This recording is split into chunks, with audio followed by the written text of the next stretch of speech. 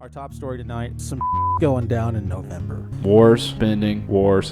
There has got to be something big a-brewing. They're using geese to guard prisons in Brazil. Does Biden know what Immigration Mexico policies. is? Would you scare Joe Biden? What are we laughing at? I think Billy Mays was real. I'm a world-class skeptic. I don't know anything about Hunter Biden. I don't know who's big into cocaine and laptops. Why is that our problem? Complete, absolute incompetence. Like, who funds the news? It's a freaking inside job, man. That the entire world's a stage and everything's fake.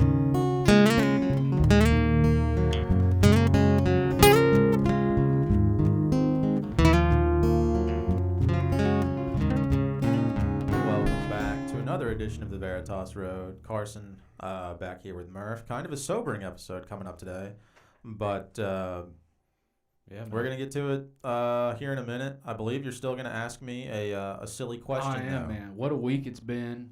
We need a little bit of brevity before we start talking about the New World Order and the destruction of all things. Right. So, this one's more counting on your ready recollection. So, I was eating these hot and spicy Cheez-Its before we were going live. Uh-huh. And I thought about, remember when Cheez-Its made those triangles and they tried to, copy Doritos? No, Well, my question was going to be, have you ever ate one? I don't believe But so. you don't even remember them. So, Yeah. that failed. Did you? You're a Cheez-Its fan. I loved them, man. I wish they would come back. There was 2 different flavors. I think one of them was like pizza, and the other one was like Mexican cheddar or something. Or I guess you'd call that pepper jack. Is pepper jack cheese Mexican cheddar cheese? It's just pepper jack cheese. Well, anyway, they were super good. They were like, came around in like 2009-ish, Yeah. and I would love for them to make a comeback in these harrowing, troubled times we live in. It would help everyone out. That would be a good way to boost the national mood. Yeah, triangle Cheez-Its. They Yeah. were real. Carson has never ate them, so All right. So moving on from that, that's my attempt at fun. yeah, that was a good effort. This is not going to be fun. Yeah. So as we're all aware, the 10th of last week, Charlie Kirk, a national symbol, influencer, leader of the biggest conservative youth movement in the world, was brutally assassinated on public television, and those videos have been going around. I did my best not to see any actual footage of the assassination. One leaked through, and it was alarming. I will probably never get that image out of my head.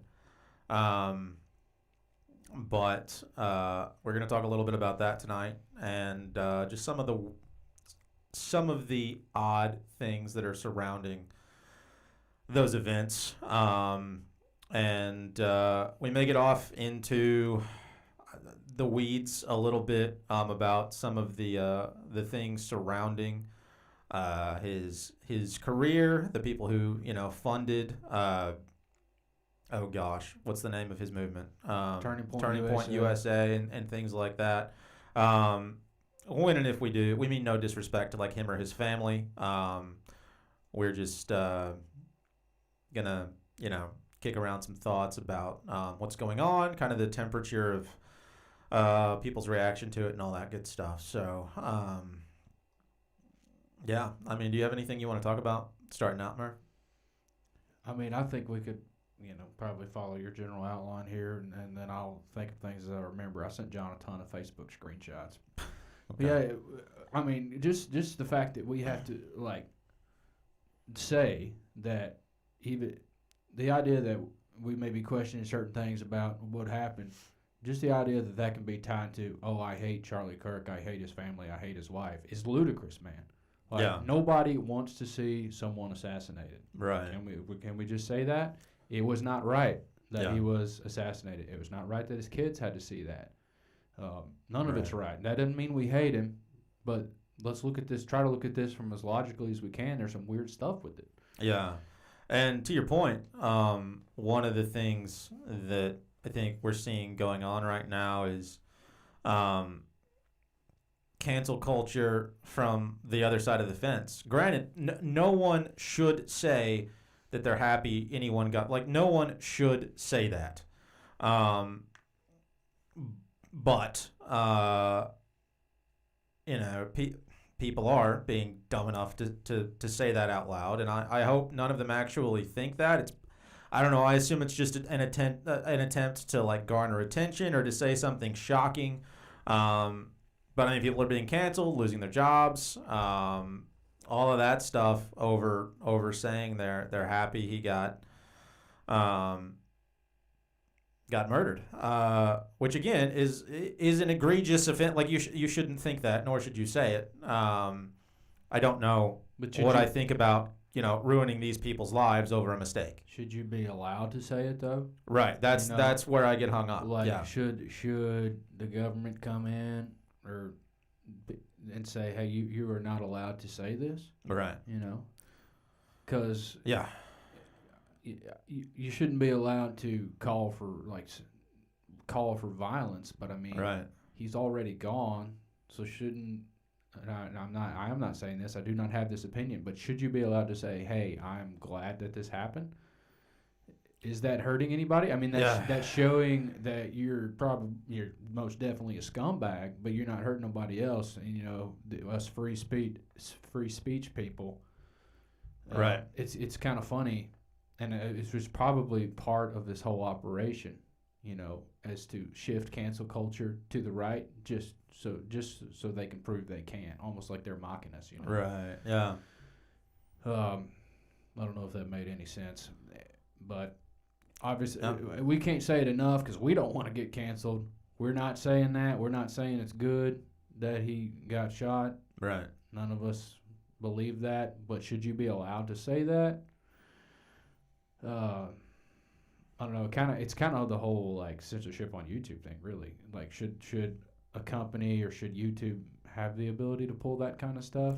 Right. Like it blurs the line between government and corporations too. And that's the problem. Like, I would have no issue with like a small mom and pop business firing somebody for saying that. It's your business. You do what you want. But these borderline public utilities, that's a different story. And that's where I think something like this gets this conversation gets a little uncomfortable, because like YouTube is big enough at this point. Google's big enough. It's almost a public utility.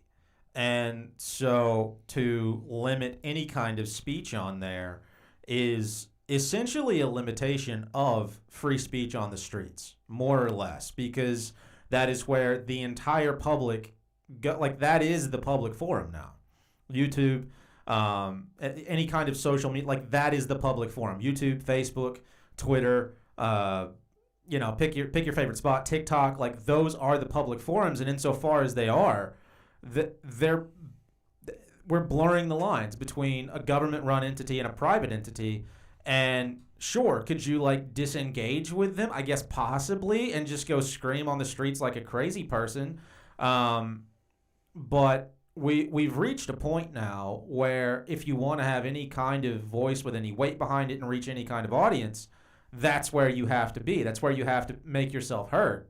And limiting any kind of free speech on there seems completely inappropriate to me. That being said, is saying that you're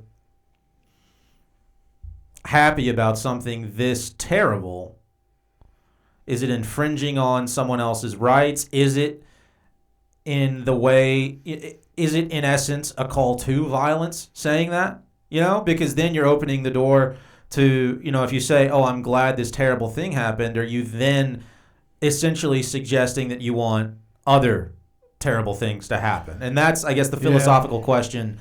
That's one of the philosophical questions that's kind of the crux of the issue there. Yeah. Well, we got kind of three different things going on here. Number one, like posting stuff on Facebook or Google or whatever. You're right. They're the public utilities. You shouldn't be like taken off of there just because you're saying this. But like if all these people getting fired at these universities for saying it, right. I guess they have every right to, like, they don't like what you're saying, then they can fire you, Well, and they're worried about their image. They're worried about the type of person that you are working at their company, influencing kids. Right. So if you're going to be saying these kind of vile things, I could definitely see, get them out of there. Yeah. But the third, so those are two different things. But then the third thing that you could think about, and I'm sure there are actually people on the left that believe this.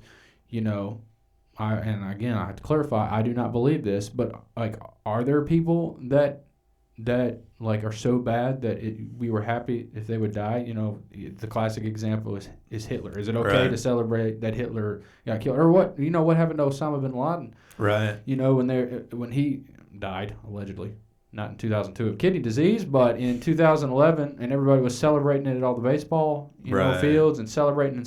Is that okay? Right, you know, to the left, some people probably viewed Charlie Kirk on that kind of, now it's derangement, but some people probably actually did believe that. So, I mean, they're just, what's the difference to them, you know? Right, if free speech is okay there, Yeah. which clearly it was national, everybody was, let's just use Osama. Everybody was cheering, so happy he was dead, and that was okay, even though it was the death, the murder of some Muslim guy out there in Pakistan. But this is well publicized. Maybe a little bit different because it wasn't on like live TV, but it was still well publicized and a highly known figure. But it's kind of similar, or there are some similarities between Charlie Kirk getting shot, a well-known public figure. A lot of people disagree with him, and a lot of people did think he was bad. Yeah. So what's really the difference? Why is it okay in one and not the other? I guess who's determining the like moral credibility of these guys? Is it just Right. mass public opinion? Because if so, that's pretty daggone dangerous. Sure. Because mass public opinion can be very easily influenced by tons of variables. I mean, the real answer is we shouldn't have been celebrating either, right? And that's not real popular right here in Tennessee because we were like, dadgummit, yeah, we got Osama. We got him. Yeah. You know? But it's still another human life, right? Let's just say all of it was true, which clearly from my talking, y'all know that I don't believe a word of that. But let's just say he did do 9/11. Still, that's another man. That's a man who's going to have to face judgment to God and a soul lost. Like, why are we cheering that as Christians, you know? Right. So it's a real dangerous, slippery slope when we start thinking some of this is okay, some of it's not okay. Who's determining that? Freaking Fox News, CNN, you know, fill in the blank. Yeah. Yeah. But as I say that, I also thought, and please tell me to quit ranting if you want me to, No. known child molesters that have proven in court that they done all this bad stuff. Like, man, you have a party at the gallows. Like, you love to see those guys get executed on death row. So I don't know. There's a level of, Yeah. maybe even, I don't know. It's so tricky, man. Especially when we just don't really know everything, Yeah. right? Like, we don't really truly know the national figures as opposed to like something that's done on a local scale where you can like prove it beyond a shadow of a doubt, like some of these heinous crimes that have happened to that serial killers do, that child molesters do, that rapists do, or whatever. You know, that's a whole lot, in my mind, more definitive than really any of these public figures that we just don't really know. We don't know them personally. Right. We don't know what they've done or haven't done, what their lives are really like, because a lot of it's an image. Yeah. And I'm not saying Charlie Kirk is 100% like that. I'm just speaking in general terms. It's just a freaking slippery slope, and it's best to, I guess the point where I'm coming to, I mean, disengaging is, as much as possible, is just really the best solution.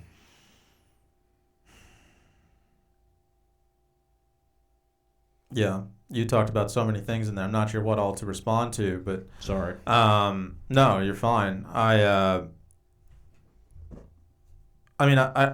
sure, disengaging is great. I don't know how much that's really applicable here insofar as we're talking about,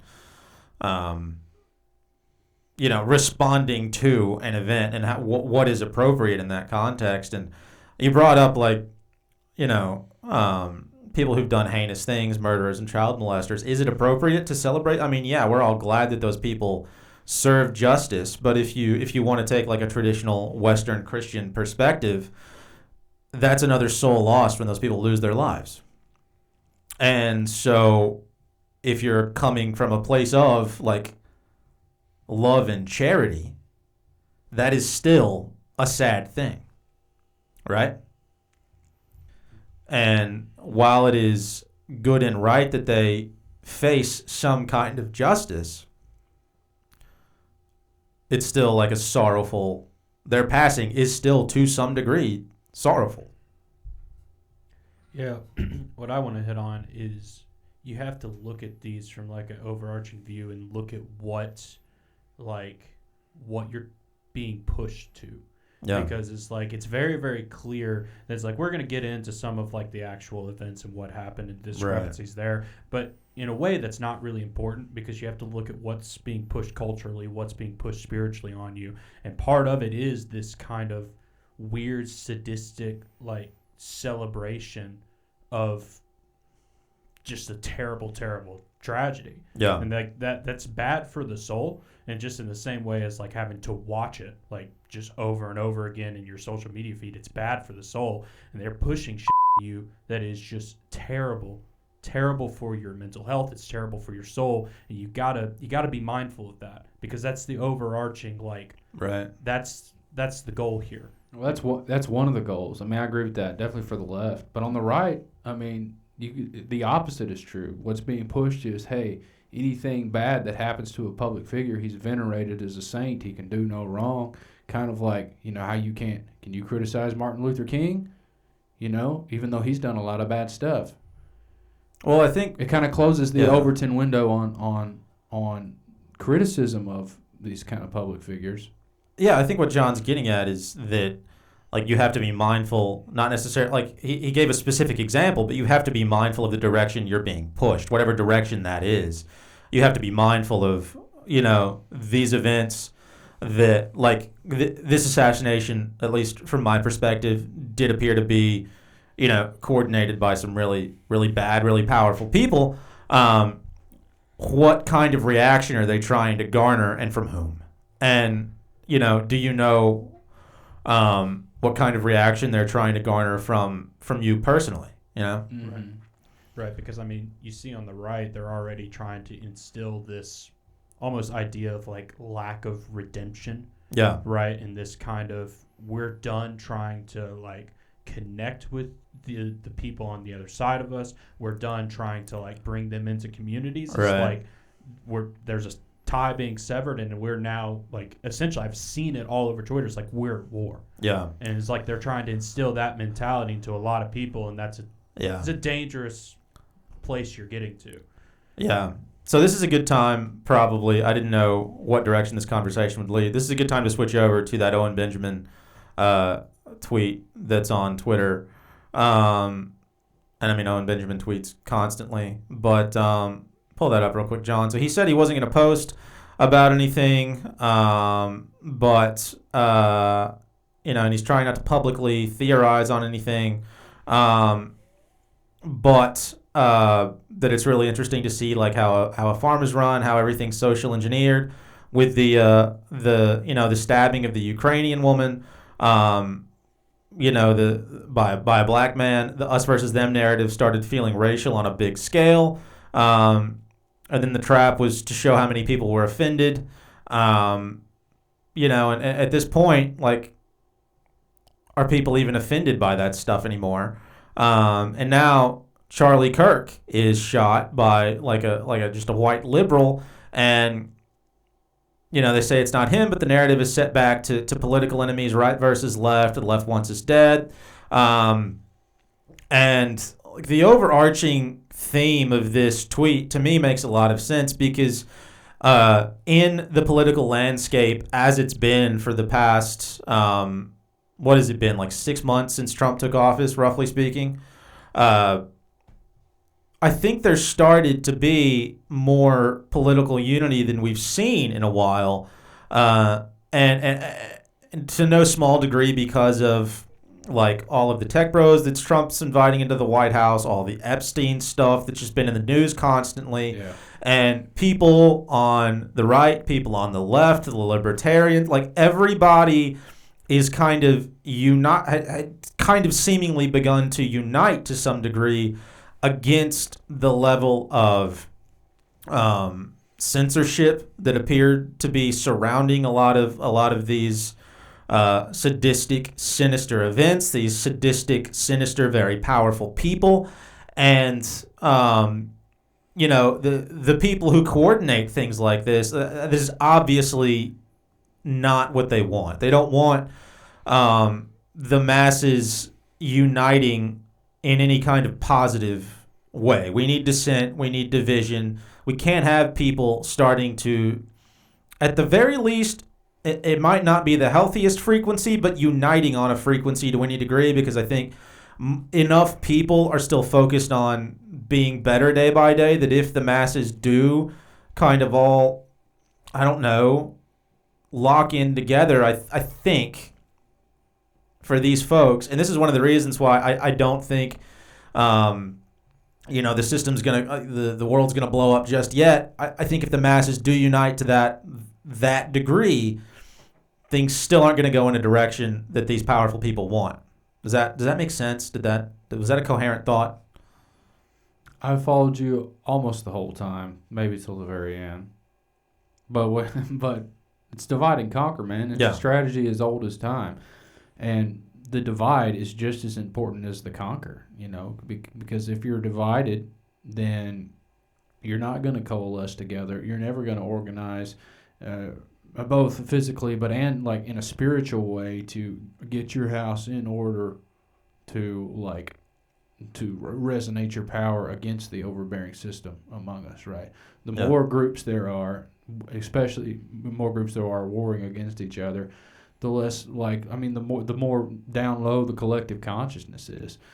And just think about and what you were saying in the beginning, how the left and the right were kind of starting to unite.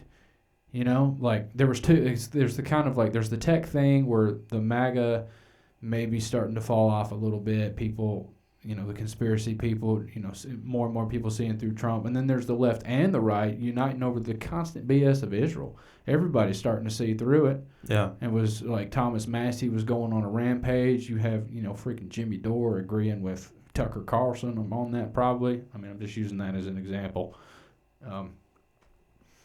But what a good way, as Owen Benjamin said, as you said, to get it back to the age-old narratives of, hey, you're a crazy liberal. Hey, we're American Republicans. Let's fight. We hate each other. And as John said, it's another point of no going back. It's hey, I now define you as this because of this event.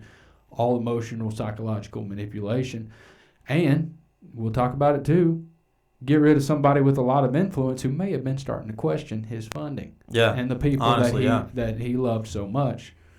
Because he's openly said that. That's not me mocking him.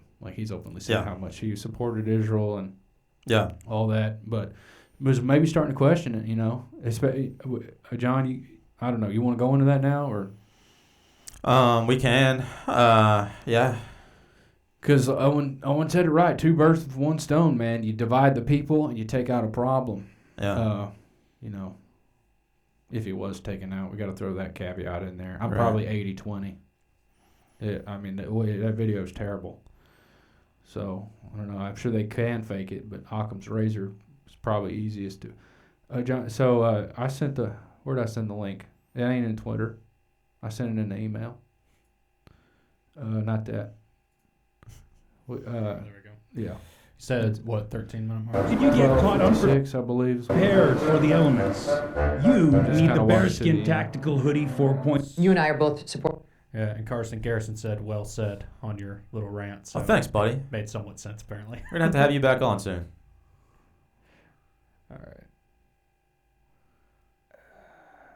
It's probably where that last bump. Well, never mind. No, it's a little farther. Further on. I think it's probably, let's start at 13. You said it was 12:57?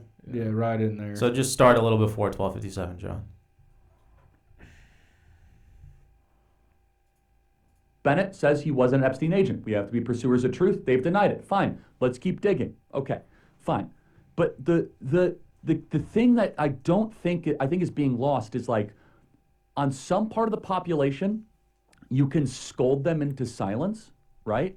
But if I have any deviation of a purity test, any deviation whatsoever, such as hosting a focus group, right, Megan, with a bunch of our students that went viral, having Dave Smith or Tucker at my event, it is all of a sudden, oh, Charlie is he's no longer with us and all that. I said, wait a second, what do you mean? What does with us mean exactly, right? I'm an American, okay? Like, I represent this country, and I don't even understand that paradigm. But Megan, I think you would agree with this. I want to make sure we really zero in on this.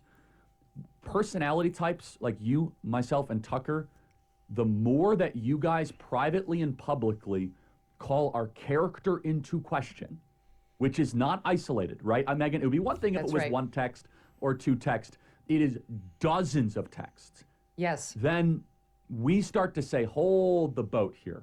And to be fair, some of my really good Jewish friends are like, that's not all of us, it's all, but these are leaders too, though, right? These are stakeholders, right?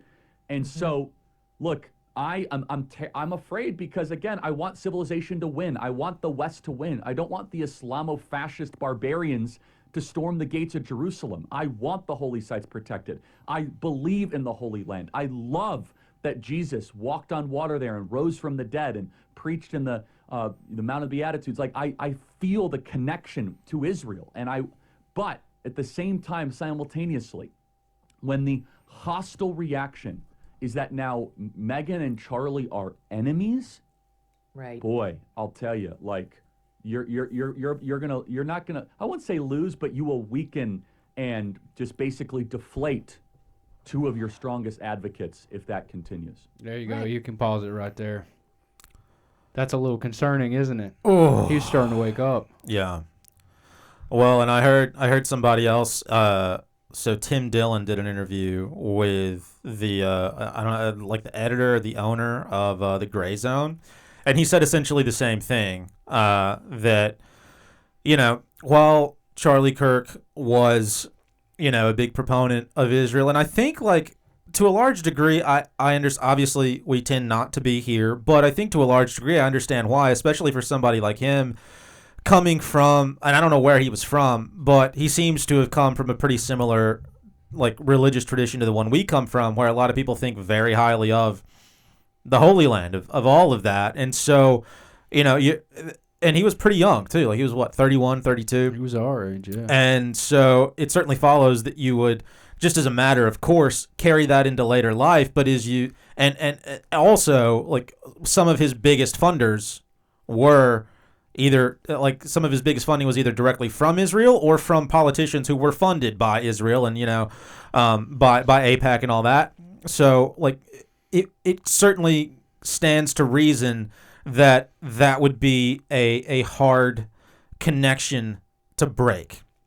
And it sounds like here, especially in the last 3 to 6 months, that connection had started to wane, and he had started questioning a few things about maybe not the land itself, but certainly the political structures that exist on that land, and our political connections to those here. And, I mean, you heard him say it there. He's afraid. He's scared, and understandably so.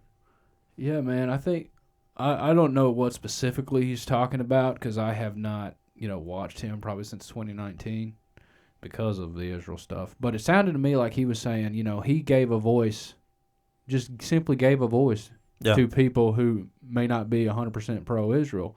And his, you can't even say the word, the J's. Yeah. His J, people he thought were backers came at him. Right. And, it scared him enough to start questioning everything. Talk about it with Megyn Kelly, And then all this happens. Yeah. It's wild times, man. And on top of all the, like, how this is right on the heels of the Israel bombing Iran, and how, Trump and Vance went full freaking, Republican rhino. Right. What's the other word?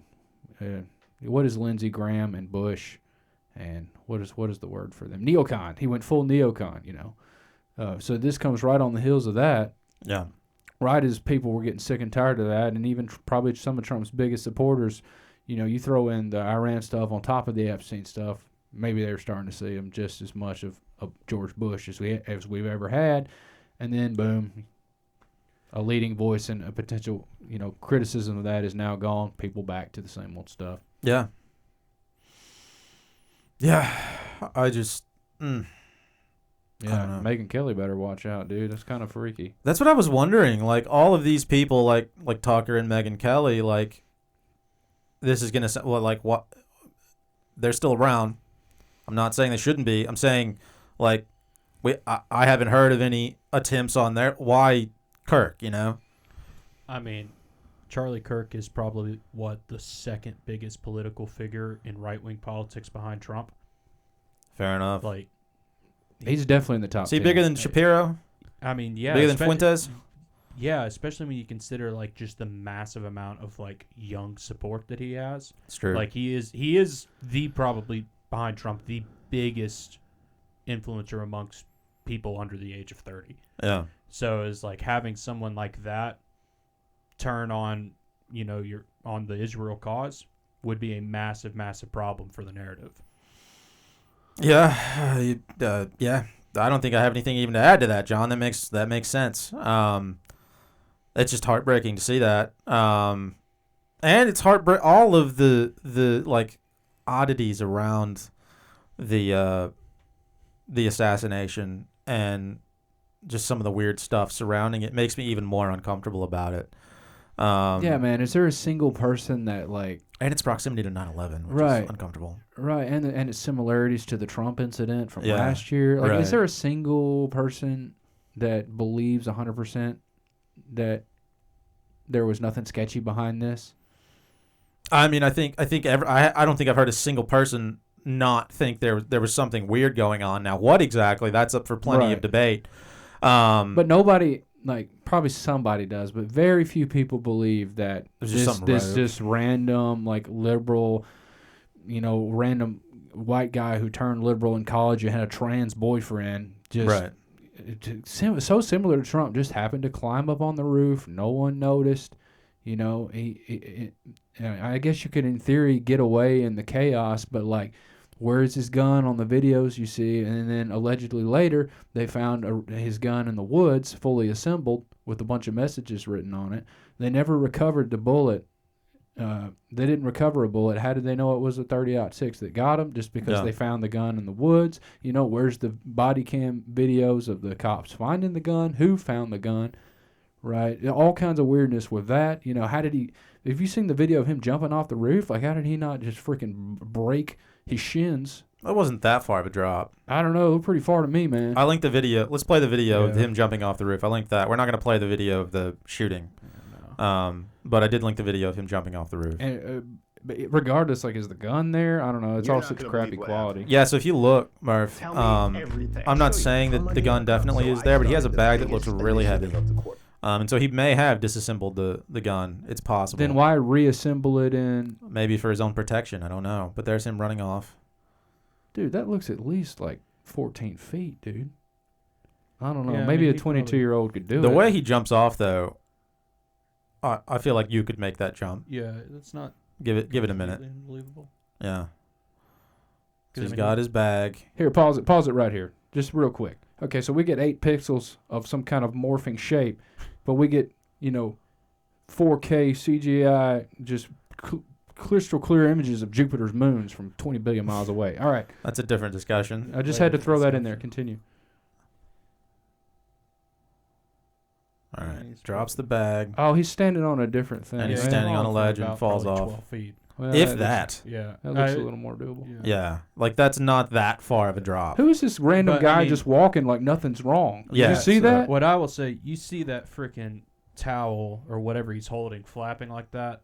That's not a freaking rifle. I don't know. Go Like- back. Go back a little bit.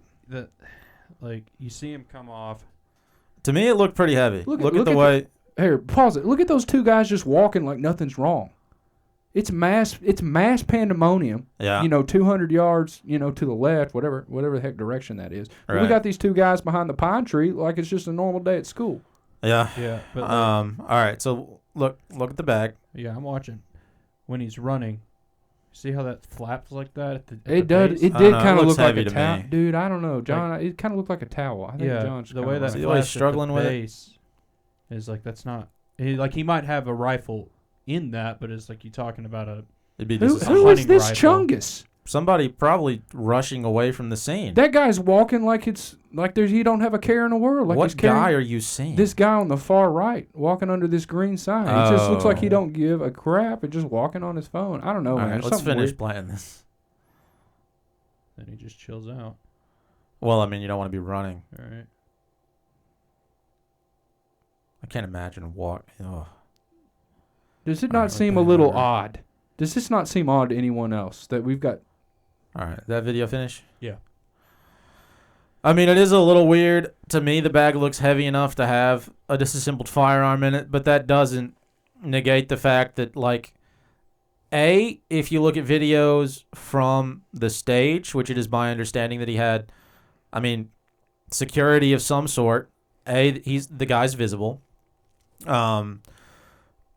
B, like, why are there not people all over the scene already looking for this son of a?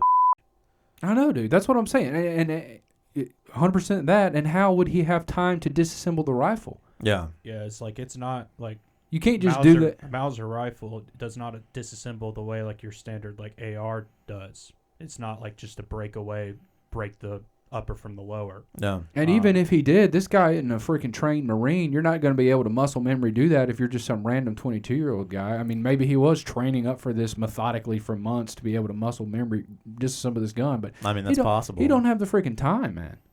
How do you know? We don't know. That's Well, the thing. but it doesn't make any sense. How much time do you think it should have passed between him getting off after shooting? Right? You'd think, I don't know, maybe 5% of the population are going to be aware enough to be like, oh, somebody shot from over there, as opposed, some people are going to do that. People react to crises differently. A lot of people are going to panic, but especially military I don't guys, know, police guys. shooting around a building, like it doesn't sound echoes. Yeah. So you can't. It's not as easy to pinpoint. Probably be like, hard to tell the where it came from. location that it is because it's like that sound is going to echo off of Well, every solid object there. My point is, that's true, but my point is some people are going to look and be wondering, right?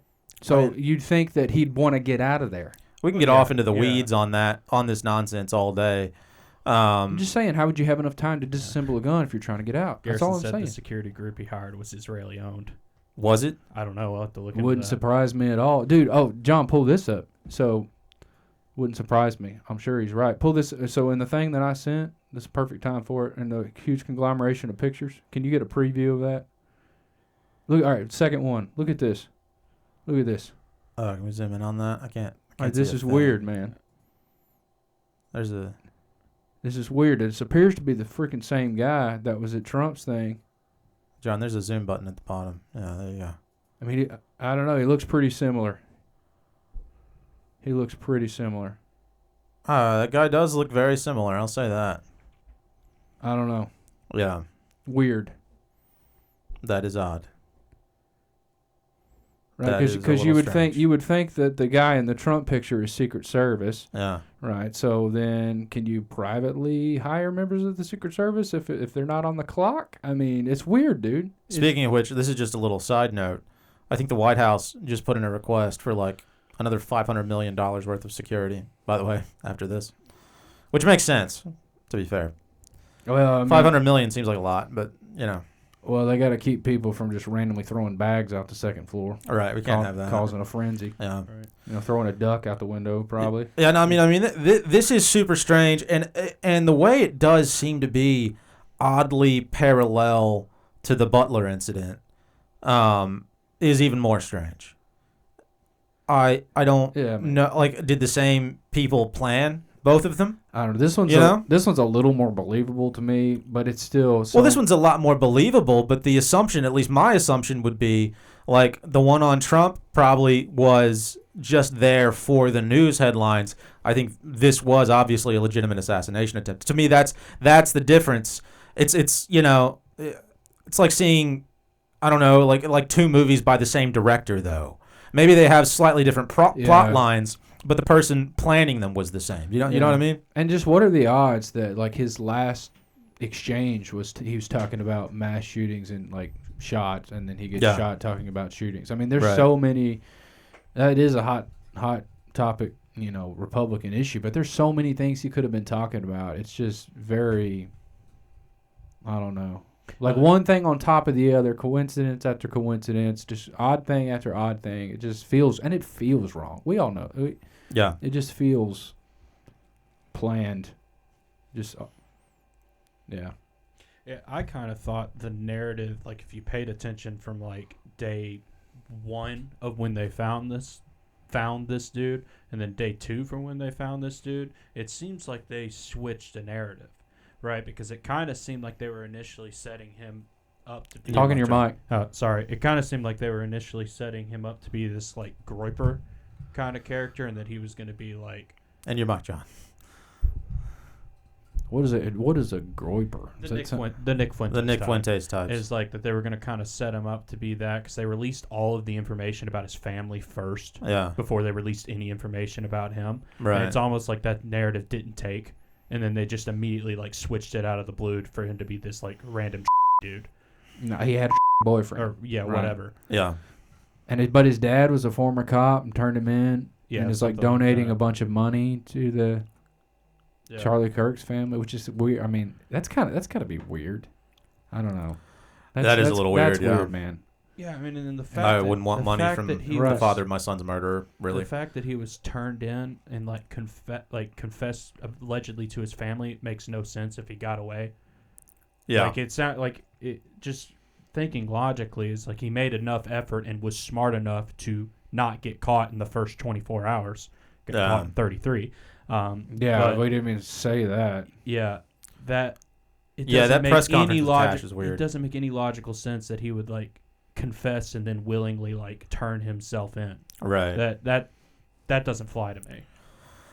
Yeah, I mean, is he an actor? Is he like a Manchurian Candidate type? Is he, I mean, just a really radicalized liberal? Is he any of those? Like, Dude, it just reeks of something planning it that's a lot more sinister than just a guy who goes off the rails to me.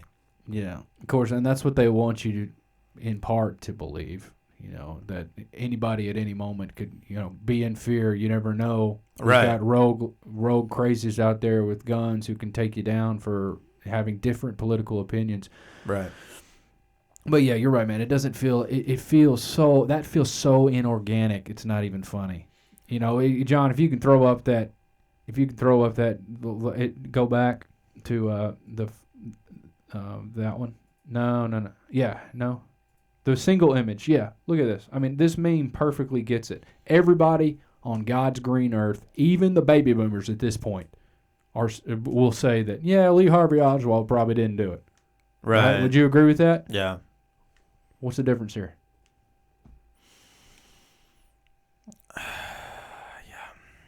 I mean, Yeah. whoever made this meme, so true, man. This guy is a patsy. At the very least, he's a patsy. I mean, heck, he might even. We are literally at the point where he could be some kind of AI conglomeration. I mean, we don't even freaking know. We don't know. Yeah. I read something. John, I might be wrong on this, but aren't they like already starting a trial for him soon? Like, how does that? I haven't heard I anything haven't about it seen yet. Okay, I don't know. Maybe that wasn't true. Yeah, well, it took them so long to find him. Cash Patel came out like saying they had caught him, and then went back on it. And then he came out with that press conference. Was like, hey, it took 33 hours. I don't think they've actually like finalized a trial date or anything like that as of yet. I haven't heard anything about it. Yeah, I also pulled this up while we're still talking about this. Who knows who he is? I mean, we can go into some dark rabbit holes as to who this guy actually is. Is he a product of the Franklin cover-up? Do they bring him up for times such as this? I mean, that's some dark crap. But anyway, but let's just assume he is a real person. Pull up this, oh, dadgummit, man, my eyes. Where's the one with him in it by standing by his computer? Oh, maybe it was in. I've got a photo. I know what you're talking Yeah. about. Oh, You didn't goodness. attach it, but I got a photo of it. Oh, man, I could have sworn I attached that. Just a second. But dude, the stuff that was on his computer will make you seriously wonder. It was about that island in New Zealand. Yeah. Yeah, that one right there. The one I had a big description. Here, vamp while I find it. I'm sorry. I mean, you kind of dropped me off in no man's land. I'm good at that. Yeah. Yeah, I know nothing about this. I haven't seen anything about it. I have no clue what you're talking about. I remember the title. What is it? Like Goat Island? Yeah, in New here, I'm Zealand or sending it something again. Like that. To our lovely viewers and to our friend Garrison, I apologize for this lack in professionalism, but it has now been sent. All right. I got the email. Very weird. I mean, and you could argue, hey, this is just some kind of default screensaver, perhaps. There it is. Yeah, so this is on his computer. First of all, what a strange picture. I mean, is this him going off to college? I don't know. It looks It seems so like a weird. Typical. The picture doesn't look that weird to me. Everybody looks uncomfortable in pictures. People who don't freak me out. You should look uncomfortable. Okay. Well, look at this. Look All at right. this on New Zealand, man. What about it? I mean, do you want me to read it out loud, or are you going to read it yourself? John's clicking back and forth. So All right, John, scroll up. Go up to the top, man. All right. Can you drag it? It is not letting me do anything. So there you go. Well, you got to open it with All right. Photo Editor. Yeah, do that. Let's see if that solves this No, problem. I was just joking. I don't know. Well, it's worth a try. Let's see if we can, or just download it and open it on the computer, John. What if that That's costs going to money? be a lot easier. Oh, that don't cost money. Look at you. Yeah. Look at Smart us, boy. man. We got a JPEG. All right. Now, if you don't mind, zoom in to where we can read. Oh my gosh. Look. Can All we right. do Zoom basic? in and scroll up. There we go. All right. All right. So here, this thing's, what is Goat Island, New Zealand, on this guy's computer screen. A couple of miles from there is a retreat that sits about 18 acres. Sits on about 18 acres, called Valhalla, which is run by the Danish Society, whose membership is private. Some Masonic lodges are named Valhalla. Chaos magicians and eclectic occultists use Valhalla as a visionary astral hall for empowerment or initiation in Norse pagan rites and modern heathenism. Valhalla is invoked in rituals to Odin, warrior initiation, and ancestral connection. What did Kash Patel say yesterday at the press conference? That he would see Kirk in Valhalla? Yeah, you know how you say when a fallen warrior goes, which, Yeah. we can chalk that up to figure of speech. But, man, isn't it a little odd as Christians? Shouldn't we see you in heaven, resting on the shores of the Crystal Sea? All this stuff has a meaning to them. Does Kash man. Patel profess to be Christian? No, he's freaking Hindu. Oh, well, there you go. But we're a Christian nation, I guess I'm saying why are we constantly okay with stuff like this? But anyway, Goat Island, dude. Yeah. I mean, Goat Island, the goat. Yeah, the obvious tie to Satanism and the occult in Goat Island is there. Yeah. I don't know anything about this Danish society, but I guarantee you, if we were to do a 30-minute deep dive, it'd get real weird real fast. Right. I mean, I'm sure you'd agree with that. Yeah, and I guess to your point, it does seem like a slap in the face to somebody like Charlie Kirk, who was, as far as his public persona goes, at least devoutly Christian, to honor him with pagan imagery. Right. Like, that's so backwards. Yeah.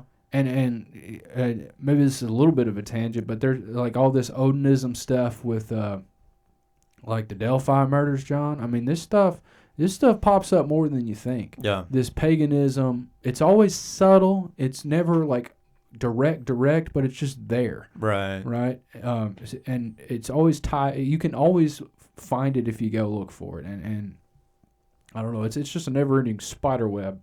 Right. Freaking rabbit hole. I don't know. Let's just say it is the default screensaver on this guy's computer, and it's just a coincidence. Yeah. Well, that's still a little weird that people making computers are all about this kind of thing. No matter how you look at it, there's still a little bit of occult influence. Yeah, it's really weird. And I don't know why that would be such an occult place would be on people's computers. That is real strange. I mean, Windows does have that screensaver that just pops up that just shows you random places, but yeah, I mean that's odd. Yeah, probably calculated from some of the top people at Microsoft, Right. There's no we have no idea what's happened there. Terrible atrocities could have happened there, and we would have no freaking idea. No clue. A little bit of a tangent, but just weirdness. Uh-huh. You're not wrong. Oh, gosh. What's some more on your little list here? Well, I mean, another thing, and this is kind of flies in the face of what I was talking about earlier with the unity thing, but like just more trans influence here. Like all of these shootings that keep happening, and I don't even know that we necessarily even need to look at this link. I can't even remember what was on it, but like all of these school shootings from trans people, yet another like bad act from. Oh, I remember what this was about. Actually, we should talk about this. Yet another egregious act by people who are like a part of that community. And again, I'm not suggesting like dissent or hatred here, but that is just like a common theme in a lot of atrocious acts that have occurred over the past decade, right? We can all agree on that. Yeah. And he was talking about it. He was literally talking about it. Yeah. As he went down. Right. Furthermore, and this was an article on InfoWars, there appear to be several social media accounts, specifically trans social media accounts, that appeared to have some level of, scroll back up real quick, John, some level of foreknowledge. Like here, we see, again, another, like, and these accounts are people who are, like, very, very actively pro-trans, not just folks who are just, like, nice to the the sandwich community. So this person said, it'd be funny if someone like Charlie Kirk got shot on September 10th. They tweeted that on September 3rd. Keep scrolling down. Another person posted, and again, yet another trans-affiliated account, September 10th will be a very interesting day. Keep scrolling. That one's weirder. Keep on going. Yet another person. Oh, back up, John. Yet another person. I think this is. Go back down. We did it. We did it. Above a comment about his passing. Okay, that one's not foreknowledge, but it's still bad. Not something you should say. Another one. Charlie Kirk is coming to my college tomorrow. I really hope somebody evaporates him literally. And then they go on to say, let's just say something big will happen tomorrow. Check out the right. And yeah, the account is discussion. goat ... non-binary goat of all time. And then another one. You guys, I have something big coming soon. Just be sure to check the news. You'll know it when you see it. Like all of these. That was Never mind. All of these different accounts. Yeah, that second one was super weird. Yeah.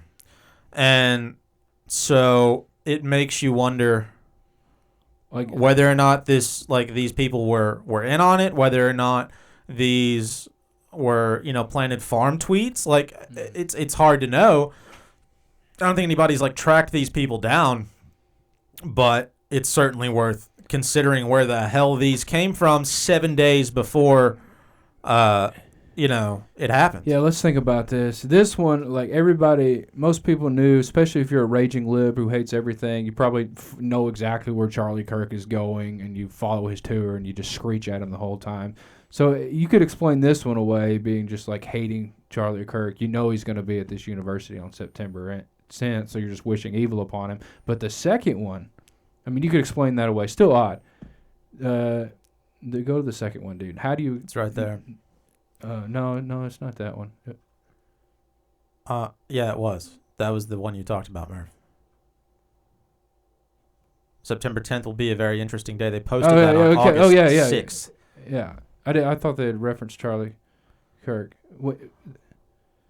So, well, regardless, like, what else is going to happen on September 10th? So it would have to be about that. Right. Yeah, that one's the weirdest. Calling out a specific day, and then it actually happens a month before.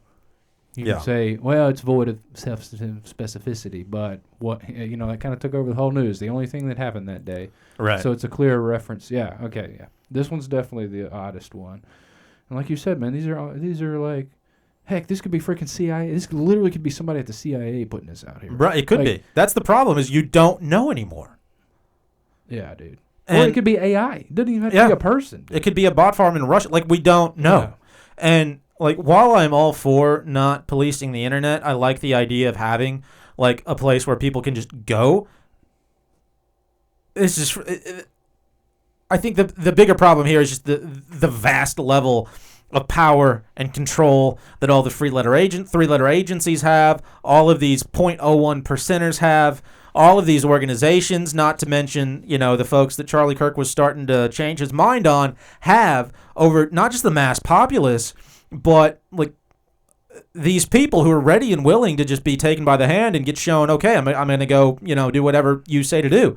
Like, that is what I think is scariest about this. Dude, you're right, man. And let's be real.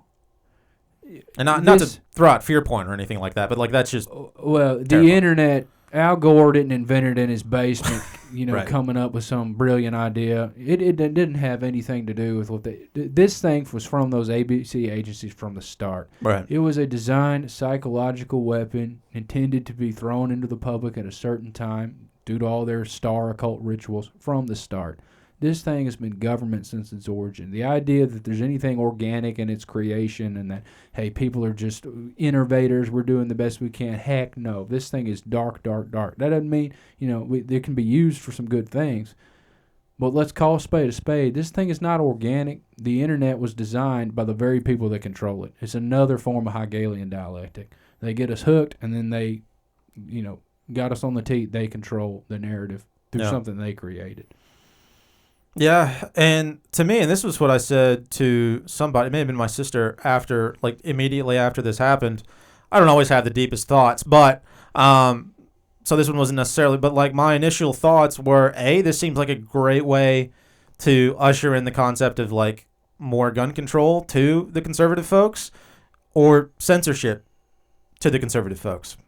Like, with all the cancel culture stuff, with people, afraid of what could happen if you go out in public, like, for a community that's always been more pro, freedom to do what you want than some of the other, like, political movements out there, it seems like a really good way to try to, for some of those people who weren't fully tipped into those camps, tip them back the other direction about at least those particular issues. Yeah, I agree with half of that. I don't think they're going to push gun control with this. I think the more striking narrative is the censorship and the doxing, because they've already compiled. I don't know. I saw this on Facebook, and I don't know who's compiling it, but they're compiling it like a database, like a list of like 40,000 people, names, addresses, where they work, of people who have cheered. Oh, there's a link to this in the Google Doc. John. People who have cheered on Charlie Kirk's death, and obviously we're beating this dead horse. That's terrible. You shouldn't do that. Right. But just the fact that there's conservatives cheering this on, the fact that this database is happening. Dadgummit, man, they blocked it. It looks like the weird thing is, so there are several articles out there about this site, but I at least couldn't get access to it. I tried to take a cursory look at it earlier today, and couldn't get in. Heck, maybe somebody's actually standing up. My point with that is, you could just replace that with something else, and then something else that is actually good, and you could be just as screwed. They could turn that on you on a dime, man. Right.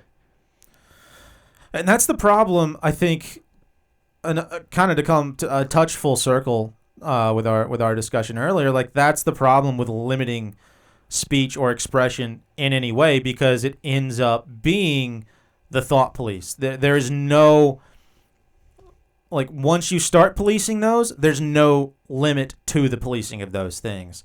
And that's why, while there are things you certainly shouldn't say, I don't think, just speaking as objectively as I know how to, there should be anything you can't say. Does that make sense? Yeah. And that's why it's so critical to get your own daggum house in order and decentralize power. Yeah. That's why it's so critical where fathers have to be the authority instead of the freaking state, right? And God is the authority of the father. Because once you start, like you said, once you start policing, there ain't no limit, there ain't no bounds. Once they take an inch, they'll take a mile every time. How many times have we seen it in history? It just happens the same thing over and over again. they will take every bit of power if you let them. I mean, Yeah. we've centralized so much. We've ceded so much. We have to work to get it back, man. We have to work to get this, to get the power back in our families. I mean, like, even if this story about the shooter's real, like, how in the world did this? If the father of this shooter, perhaps if he would have educated his son in the different ways, he wouldn't have wanted to go off to this college and be indoctrinated. Just that, Right. I butchered, but the point I was trying to say by that. All of it can be stopped with like us as men, like seizing our biblical God-given leadership and authority. I mean, that's really what the failure is. Like, if we get down to the root of it, we become complacent, lazy, and scared, and ignorant. I mean, we don't even know. We know so little compared to our forefathers. Oh yeah, and that's another thing that like Charlie Kirk kind of represented. I don't know if you ever heard him like speak or debate, but he you could call him a lot of things, I'm sure, but he certainly was not ignorant at all. No, yeah, he was not. I mean, I called him Charlie Bird Kirkenstein. I mean, I'll say that. I did. I said it on his podcast before. But he was he knew a lot, dude. Yeah. He was educated for sure, and like always was well spoken in his debates. Yeah. No matter your opinion on anything. And pretty respectful in the way he debated too. I was always impressed. Yeah, with that. he should always have the right to speak. Like, even, I mean, heck, the most Zionist of all Zionists, Ben Shapiro, he should be able to have his show, who I despise. He should be able to have his show and just rant his little head off all day long. It should Right. never. Violence is obviously never the answer to any kind of disagreement. Philosophically, now in action, that's a different story. But Right. yeah. Yeah. Yeah, what I want to come back to real quick is like another thing that this is just like a great like tool to lead, especially the right towards, is this like federal takeover of the cities to like take control of the crime problems. Yeah. Because- Wait, what? Yeah, have you not seen where like Donald Trump has been sending the National Guard to all of these different cities to try Yeah. to get there? No, This that is- I'm just say more. Sorry. Yeah, this is a great kind of motivation for the right to kind of get on board with this. Yeah. Because like Donald Trump in his very AI generated speech that he gave after this literally addressed that. It's like the second thing he talked about is like, we're going to clean up our cities. So it's like I could see this as being like a massive motivator to that. Yeah. Yeah. Yeah, and as a way to expand the police state too, be like, hey, Right. because of the Charlie Kirk shooting, every public event like this is going to have drones around. We're going to have snipers on every rooftop. You're going to have to, basically like the TSA's everywhere if you want to get into a public gathering. Right. I could see that happening too. Sorry, you were going to say something. No, not at all. Yeah, I could definitely see them leaning into that, FEMA federal level policing with this too. Yeah, I mean, they'll seize any chance they get to do that. And you're right about it moving more and more that direction. I mean, even to get in, like, you used to be able to just, like, I took my mom to a concert the other night. You used to be able to just, like, walk into a concert with your bag. They might search your bag, but, like, you could go in, They detained this 69-year-old woman's canvas sack and made her put it in a locker, even though she had, like, keys, her wallet, and, like, I don't know, $2 in there. Well, she might go Allahu Akbar with her keys, man. Right. I mean, heck, be scared all the time. It's just more conditioning. Yeah, it's but, ridiculous, dude. Yeah, and demeaning. exactly. And demeaning to your mother, right? To just even subconsciously to have the power, the state have the power to strip her of her property to be able to enjoy artistic expression of a concert. Right. Boom, that lowers your vibration right there. Yeah, and the crazy thing is, like, my mom, and I think a lot of people act that way, like, she freaked out feeling like she had done something wrong. And they'll make you feel that way, man. I feel that way sometimes when I go through TSA. Like, when I was, the last few times I've flown, I'm like, oh, what if I do something, what if I do something wrong? What if I do something bad? What if somebody, I shouldn't be worried about that. I'm a perfectly normal human being, just living my life. I have no ill intent, just trying to fly for work. And I'm, flipping out in line, worried I'm going to put a toe out of line and get drug into a room somewhere, which did happen to me the first time I flew, so that was not my favorite experience. But flipping out for absolutely no reason, and it seems like every passing year, the police state grows even more. Be it at a public event with like actual federal police or actual local police, or even at some of these like concerts with private security. Like it's getting out of hand. I've seen it at church, man. I mean, literally within the past 6 years, we now have police presence at church. Yeah. Like it brings it in even to the holy altar of God. It's crazy, man. Yeah. Like when you were saying that about the TSA, I just thought of Adam Scott and Parks and Rec. How he can't deal with cops and he just turns into an absolute insane person. I tend to be that way. Yeah. I mean, that's true though, man. You literally can even almost look them in the eye because you feel like, oh, you looked me in the eye, time to take you to jail because you're a psychopath. Yeah. I mean, that's a real thing, and it's all vibrational based, I think, man. I don't know. This is regardless of what happens, freaking like the worst thing is for his kids, man, to have to sit there and see that and to like live with that for the rest of their lives. That's probably the biggest victim in all this because that's just there's no words for that. No, like, God bless them. Yeah. All right. Anything else we need to talk about? Do we have anything else on the I list? think we at least need to see his wife's ring. I mean, this is probably not going to be very popular, but it's kind of weird, man. So on his casket, I sent a picture of this. One of these images. Sorry, I should have labeled them or renamed it. No, it's in the bunch of them. Scroll down, John. Yeah. So, she's got the Mason G on her ring. Now, my blind eyes can't see what the one is on her ring finger. I almost thought it was a map at the beginning, but I don't know what the heck that is. But that's the Mason G on her middle finger, which stands for the Grand Architect of the Universe. It does look a little bit that way. Now, what was her maiden name?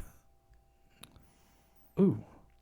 No, why didn't I think to research that? What was Yeah, before we go off accusing this poor lady of something, we should probably do our due diligence. Yeah, I should have thought of that. I guess if it starts with the G, we can disregard this. I should have thought of that, dude. That's a good thought. Yeah, or even her. I don't know what her first name was. Is her first name change? Wait, that doesn't make any sense. Did she just? Is sorry. I don't know what her first name is. Oh, no, it's Erica. Okay. Oh, good Lord, man. Franz. Something I can't say. It doesn't start. It did start with a G. Yeah. Okay. Okay, stop trying to pronounce that. You're going to give me a seizure. Okay, sorry. It didn't start with a G. Yeah. So I don't know. A little sketchy. It is a little strange. I'm not willing to jump off the fence with that one, but well, just keep it in the back of your mind. Plus, there's all the numerological things, right? Like the 33 hours. From Kash Patel, the 33 days between 9/11 and his birthday. Right. The day he died on his birthday. The day he died on his birthday. Yeah, he's 33 days before his birthday. Like that's super weird. The Jared Goff giving $330,000 to him. And all right, a very quick aside. Jared Goff played like absolute freaking garbage in week 1 football. He's the quarterback for the Lions. All right, and the Lions are based, right? They've been calling out all this, hey, we're not going to celebrate pride. We're not going to do any of this. Yeah. Right. He played like freaking garbage against the Packers in week 1. Okay. Then he donates $330,000, and the Lions score 52 points, and he has 4 touchdowns, no picks, and played like an MVP the next week. Huh. Just throwing that out there. That is weird. A little odd. And then also between the start of his show and his death date was 66 months and what was it, John? 6 years and 66 days. Right. So just I don't know. Interesting. I mean, these entities, these organizations do seem to.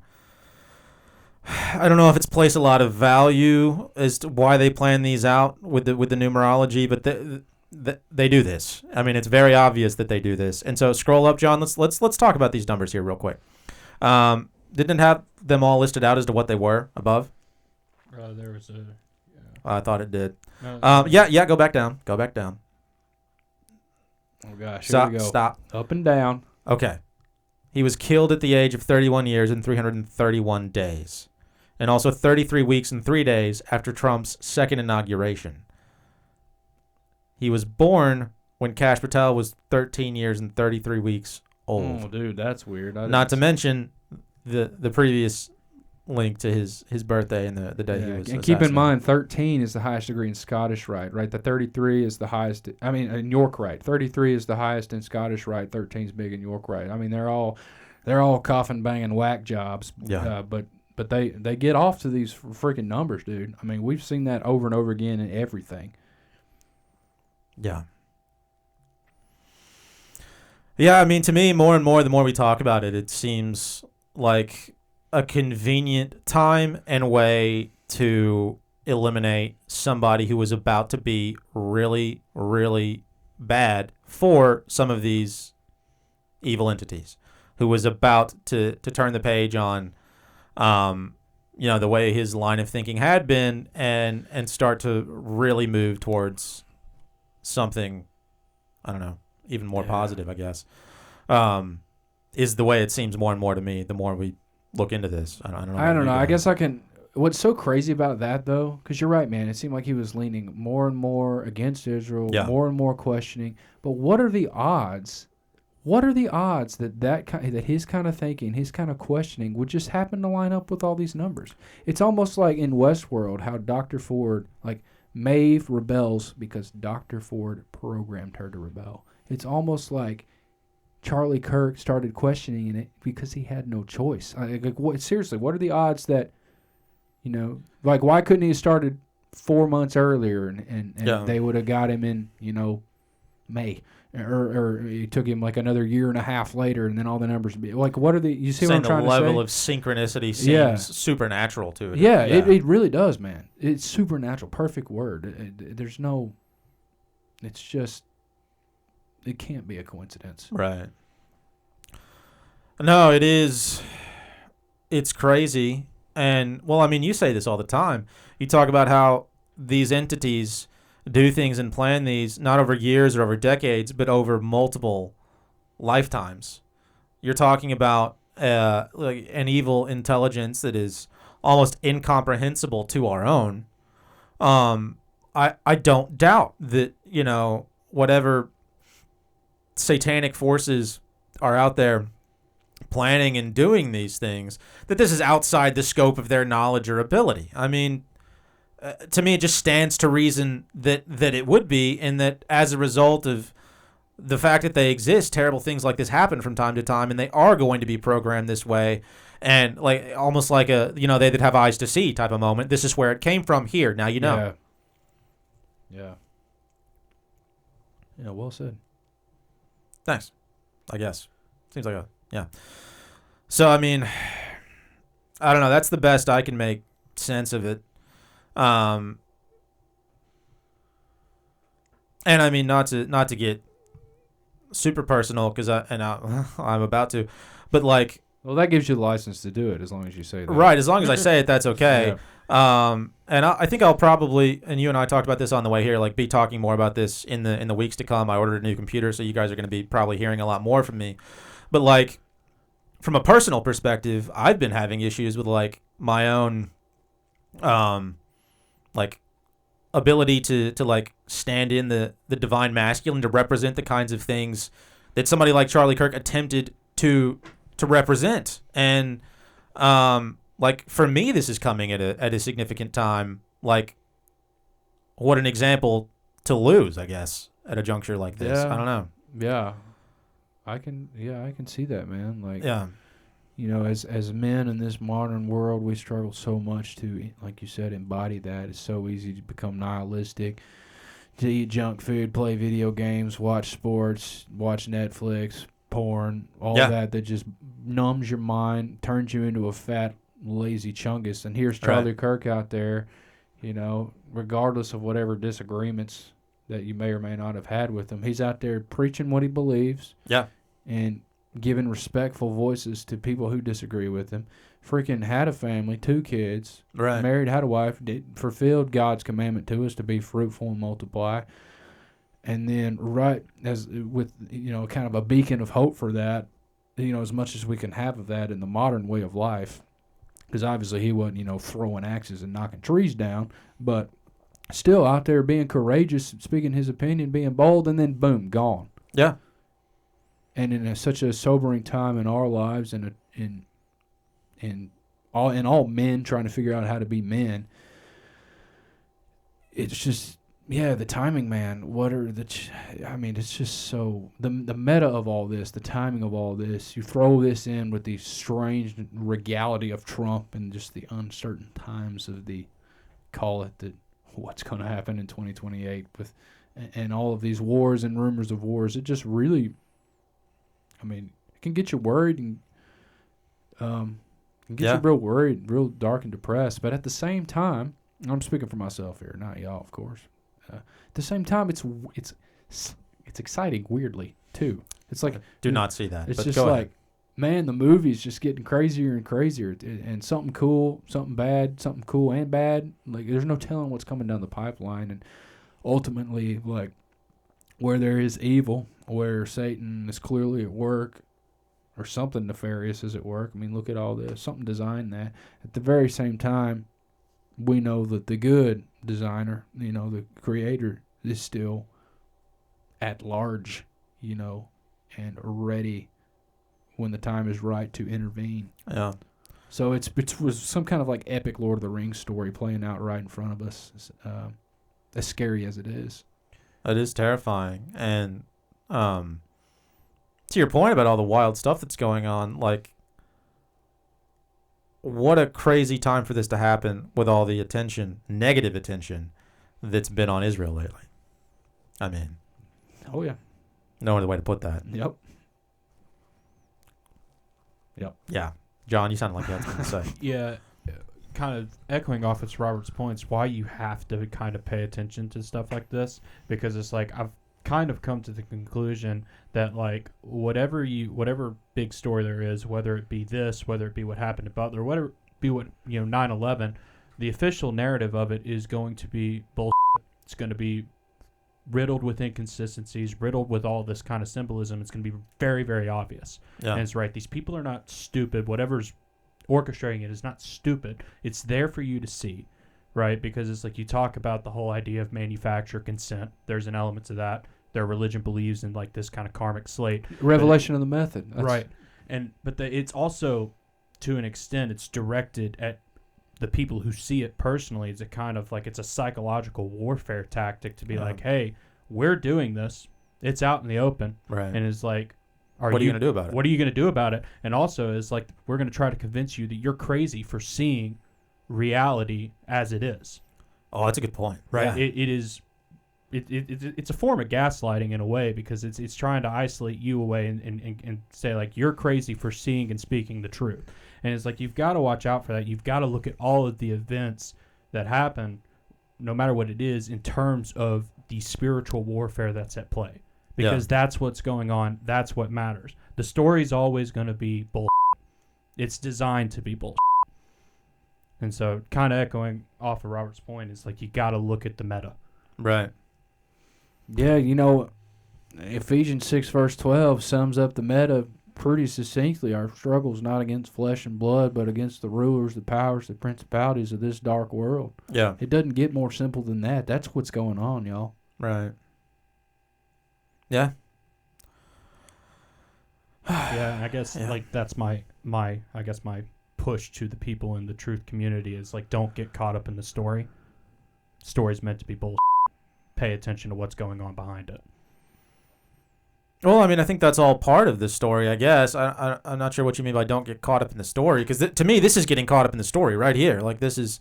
Right, I guess the more point is, like, we kind of talked about a lot of it, but don't get caught up as, like, is he carrying a rifle? Oh, all the minutia? The minutia Yeah. bullshit. It's like, it's all going to be riddled with inconsistencies and bullshit and crap, because it's meant to. Right. It's like, it's meant to be as just ludicrous as it possibly can. That's a good point. Yeah, because it's so easy. I mean, we did it here to get off in the weeds on the nonsense, and that nonsense at the end of the day ends up not mattering at all. Like, at all. And so, well said, John. Well, I don't have anything to add to that. Yeah. Very well said. Yeah. Oh, all right. Do we have anything else we need to go over, John? Flip back to the Google Doc if you don't mind. if we can.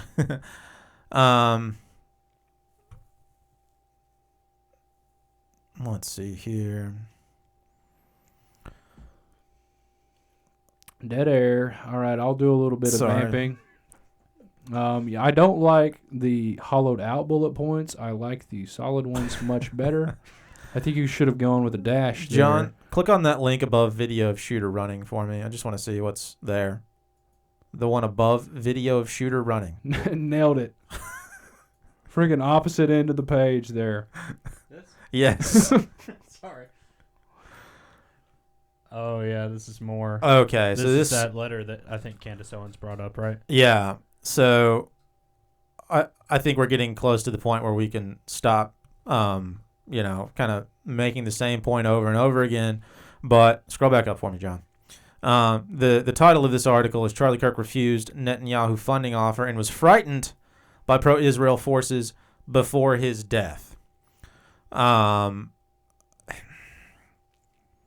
Stands to reason, you mess with powerful people, they're not going to be so happy with you. Yeah, I mean, Harrison said the same thing from InfoWars. Did you Yeah. think about JFK, man? He was trying to get AIPAC to register as a foreign corporation, and therefore, Right. They reveal who's funding them. How'd that go for him? Right. Same daggum thing, dude. Yeah. Yeah. So, I mean, just one more thing pointing to the fact that this was manufactured by bigger, Yeah. big fish. Wasn't big wasn't fish. a nut job. Like even if, which I don't think it was, even if it was this shooter who did it, like he was Manchurian candidate, he was MK Ultra. Yeah. Heck, they could have dropped him there on some kind of invisible helicopter. Like literally, we have no idea the technology they have, and he just, he got caught. It's way bigger than that one guy. Right. Yeah. Yeah, it is. So. All right. Well, Yeah, just God bless his kids, man. That's terrible. yeah, That's I the mean, worst. His wife, his kids, his family. I mean, it's gonna be a tough time for him. It is. It's gonna be brutal. And there's no way around that. And it sucks. So, guys, I think we talked about this as much as we can. Is there anything else y'all had to say about any of this? Echo, pay very close attention to where you're getting pushed. Yeah. In the culture. That's what's going on here. You gotta pay attention because this is going to be used to deceive you in a massive way. Pay very close attention to the cultural trends and spiritual trends, all that stuff that's going to come down the pipe from those. Yeah. All right, well, folks, I know this one was a little heavy, but I don't know. Sometimes you need those sobering moments. Been a heavy week. So. Yeah, it has. It's been a very heavy week. What can help with that? What can help with that? Is if people give us a total of What a $22 a month so that we can pay for YouTube Premium and not have to watch ads. That's fun. That's lighthearted. That can end this on a happy note. And you can help with that by contributing to either our PayPal or subscribing to our Patreon for $3 a month. I nailed that transition. We will be coming. Very shameless. Well, that was terrible. Horrible. We'll be coming out with more Patreon-centric content very, very soon. We're still kind of figuring out exactly what that's going to look like. But that is on the way. Get in while it's cheap, $3 a month for the car seat tier. You will get to look at a great photo of John in a car seat. You also get a free Veritas Road sticker. Is that what that was? Yeah. I don't know if they want to look at that picture. I mean, I enjoyed it. It's not great. So you'll get to enjoy both of those things and get access to our Veritas Road chat, which means direct access to us if you care about that. I don't know why you would, but if you do, No. you'll get Positive that. stuff. So Images here. we appreciate you guys listening. And any comments you put out there, we appreciate. So yeah, this was a heavy one, but I think it needed to be. Anything else before we wrap up, guys? I got nothing, man. Thanks All for right, folks. listening. Thanks for listening, and we'll catch you guys next time. Love you, folks.